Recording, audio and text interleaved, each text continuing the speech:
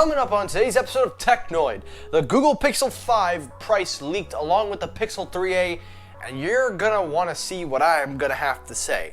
Also on today's episode, I'm gonna follow up my report on the iPhone 12 lineup. I talked a little bit about it in detail. Now I'm gonna follow it up to its max, give you guys the update on the displays, because you're gonna want to hear this, guys. And also, the OnePlus 8T rumors are already starting up, and I'll basically give you a summary of what you can expect from the OnePlus 8T. All that on today's episode, so stay tuned.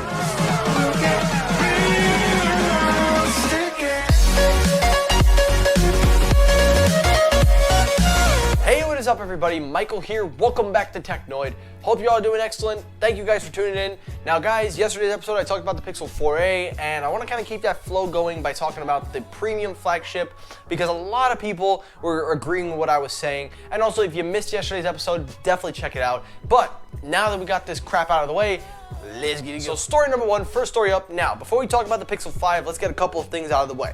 So let's start up with OnePlus. So TechRadar really has an urge to just start headlining rumors and just kind of give their wish list, because that's really what TechRadar does. They don't want to give you official stuff. They want to give you the stuff that they want to hear. And that's annoying, but I have to cover it because that's my job. That's my job. So, according to TechRadar, the OnePlus 8T in their wish list is they want to bring back affordability and also bring back things that made the OnePlus line famous to its core. Basically giving you the flagship specs of a flagship phone, but keeping it under the price of a flagship.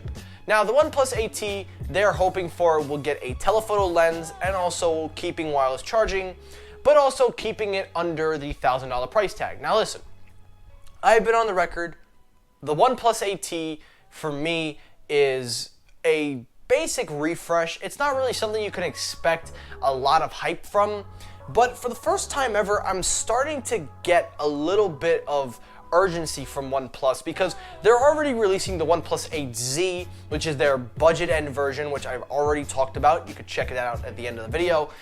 So they're trying to really make a dent in the market by making different variants. But the OnePlus 8T for me should not be that model that makes the biggest dent. That's a refresh phone. Adds better specs, gives you something here and there. It's not really the phone to make the big dent. The OnePlus 8 series and the 9 series, whatever they're gonna call it, those are the ones that makes the biggest splash. But of course, I am always wrong as usual. So you can agree or disagree if you like. So that's it for OnePlus. Don't expect me to start covering the rumors until things fully get fledged out. And to TechRadar, please stop being, you know what, let's move on to story number two. Let's keep it up with Apple. So a few days ago, before my birthday, I made a video about the iPhone 12 lineup. I basically talked about what you can expect. Well, during that video, I was notified that a lot of specs have come out about the phone, and I'm here to update you on the display technology in regards to the OLED displays being used.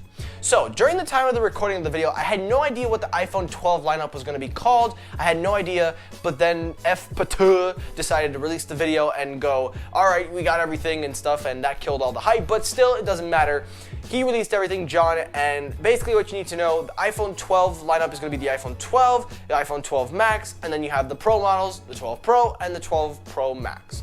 So, basic stuff to expect. However, let's take a look at the display technology. So according to the display supply chain consultant, basically the iPhone 12 and 12 Max are going to be using Bo/LG displays. They're trying to deviate away from Samsung displays. Now they are saying that they are going to use integrated displays, sort of, with variant models, but the idea is they're getting cheaper OLED displays that will basically give you a lot better when it comes in terms of display portability, because it's cheaper for the 12 model, but also Samsung displays will be saved up for the Pro models. Now the resolution for the 12 and the 12 Max will be 1080p, with the 12 Max being slightly a little bit better at 1170. I seriously don't know what Apple does. I mean, listen, they throttle their own phones for a living. That's Apple. But also with the 12 Pro and the Pro Max, guys, I'm just joking. I'm not trying to be mean tonight.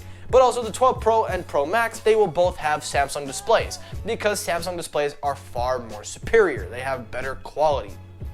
Now, Both phones of the 12 Pro and the 12 Pro Max will have triple cameras with a time of flight sensor of 12 megapixels. The dual megapixel cameras on the 12 and the 12 Max will be 64 megapixels. The front cameras on all of them are going to be 12 megapixels. Now, in terms of 5G, because I'm going to break down everything you need to know, when it comes to 5G, the 12 and the 12 Max are going to have only sub-6 support. There is no millimeter support. However, with the Pro and the Pro Max, you will then have millimeter support. So they're giving the Pro a little bit more, but I kind of feel that's a cheap shot because, again, not many people know about 5G. They don't know too much about it, but if they're going to buy it from their carrier, they're going to try to save money. You're ripping them off in the end by not giving them the full-fledged experience of 5G. That's just my opinion.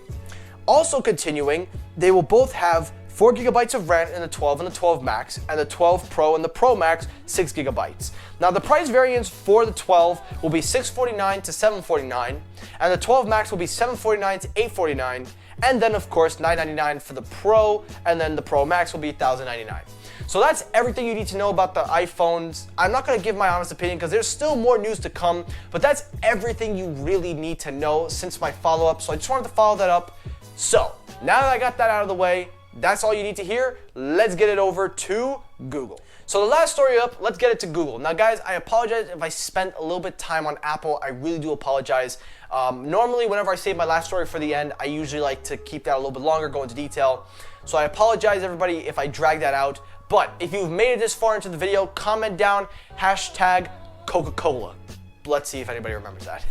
All right, let's get it going. So, the Google Pixel 5 price, along with the Pixel 4a, has leaked. So, according to a supposed something that Google sent out, a survey or something about 2 devices, it's been in the news, but a lot of people have said that in the survey they talked about 2 specific devices, mostly regarding to the Pixel 4a, which the price range is varied to be supposedly $350. So it's $50 less than the rumored price point. So that's something you're going to want to look out for. But in the second phone, they mentioned a premium water-resistant wireless charging feature phone for $699. Now speculations are saying that's the Pixel 5. And you know what? I believe it, and let me tell you why I believe it. So number one, I have reported a couple of times that the Pixel 5 was going to adapt a 765G Snapdragon or something in the 700 series with 5G. The reason is simple. The Pixel 4 lineup and the Pixel lineup as a whole is just a mess. Google does not know what they're doing. They need the sales. So by cutting down the price on their flagship phone, but also giving you things of a premium flagship smartphone, it will help you make a better purchase decision if you want to go the Google route. That's number one.